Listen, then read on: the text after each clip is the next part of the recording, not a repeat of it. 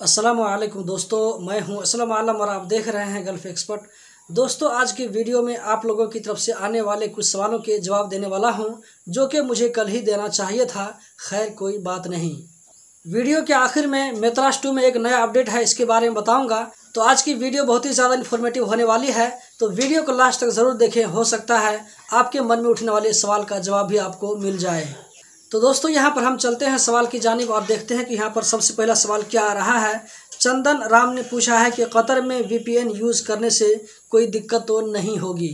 Qatar में बहुत सारे लोग VPN यूज़ करते हैं। मैं आप लोगों को बताता चलूँ कि गल्फ़ में सबसे ज़्यादा VPN कतर में यूज़ होता है। लेकिन अगर इसको आप नॉर्मल कामों के लिए यूज़ करते हैं तो कोई दिक्कत की बात नहीं है। लेकिन कोई इलीगल एक्टिविटी के लिए इस्तेमाल करते हैं, यूज़ करते हैं, तो फिर आपको दिक्कत हो सकती है। जैसे किसी टाइम क्या होता है कि ईमो में बात करने के लिए ईमो काम नहीं करता रहता, तो अगर ऐसे टाइम में आप VPN यूज़ करते हैं तो कोई दिक्कत की बात नहीं होगी।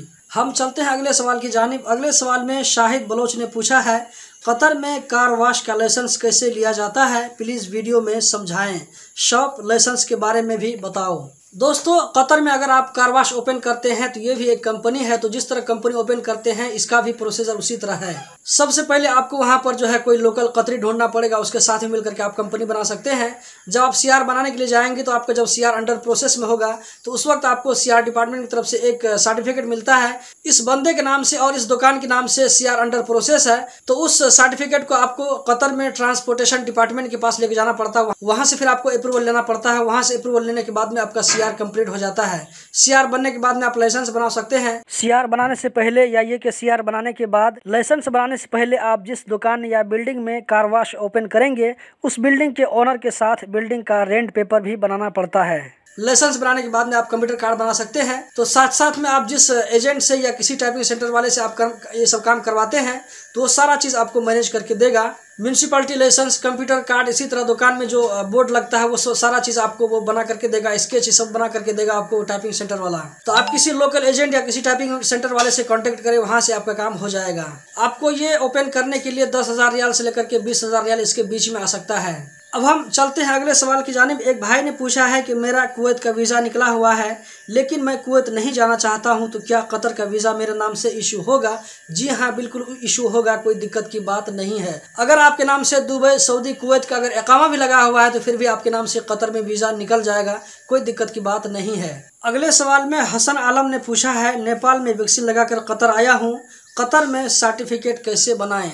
कतर में आपको वैक्सीन का सर्टिफिकेट लेने के लिए वहाँ का जो मिनिस्ट्री डिपार्टमेंट है उससे आप कांटेक्ट कीजिए। वहाँ का जो नंबर है 160000, इस पर आप कॉल करके बात कीजिए और वहाँ से आपको जो डायरेक्शन दिया जाएगा उसके हिसाब से फिर आपको काम करना पड़ेगा। अगले सवाल में एक और भाई जानना चाहते हैं कि वैक्सीन का कंप्लीट डोज किसे कहेंगे, क्योंकि अब तो तीसरा डोज भी मिलने लगा है। अभी तक वैक्सीन का मुकम्मल डोज, कंप्लीट डोज 2 वैक्सीन को कहते हैं। 2 वैक्सीन लगाने के 14 दिन अगर गुजर जाता है तो इसको बोलते हैं वैक्सीन का मुकम्मल डोज लग चुका है। और ये जो तीसरा डोज दिया जा रहा है, ये एडिशनल डोज है। आपको जो 2 डोज दिया जाता है उसका वैलिडिटी अभी 12 महीना है। तो 12 महीना के बाद ही जो कुछ अपडेट नया आएगा कतर की तरफ से, तो उसके बाद हम आप लोगों को कुछ बता सकते हैं।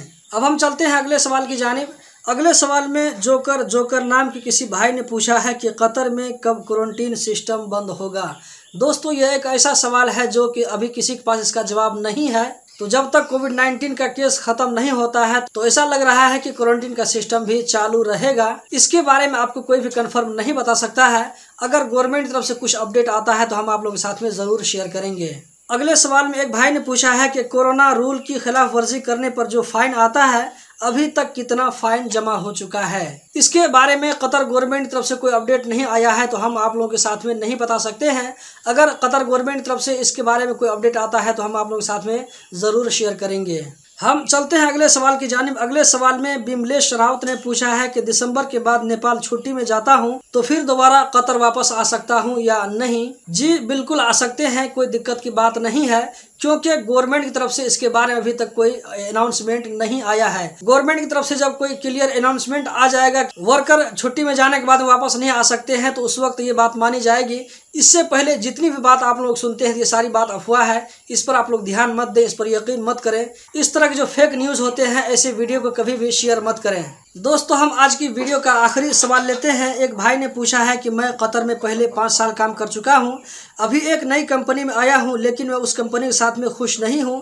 अगर मैं उस कंपनी को बोलूं कि मैं घर जाना चाहता हूं, तो क्या कंपनी वाले मुझसे वीज़ा और टिकट का पैसा डिमांड करेंगे? या अगर मैं उस कंपनी को बिना बताए दूसरी कंपनी में जाकर जॉब करूं, तो घर जाने के टाइम में कोई दिक्कत होगी? जी हाँ, बिल्कुल दिक्कत होगी।